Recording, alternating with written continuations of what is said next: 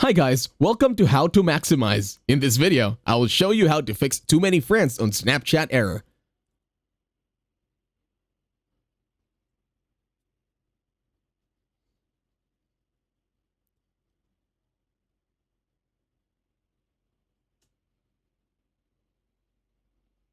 To start this tutorial, open and locate your settings application in your mobile device. Once in settings, scroll down, and then look for apps. Over at apps, use the search bar and then look for Snapchat. Once you find it, tap on Snapchat.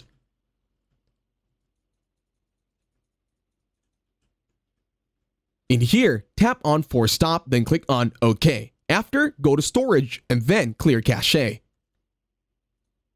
Once you're done, you may now close settings over at your mobile device. Once done closing, this time go to Play Store. Over at Play Store in the search bar, look for Snapchat. In here, update or reinstall your Snapchat and everything should all be good. And that's it. Thank you very much for watching. Don't forget to leave a like, share, and while you're at it, subscribe to the channel.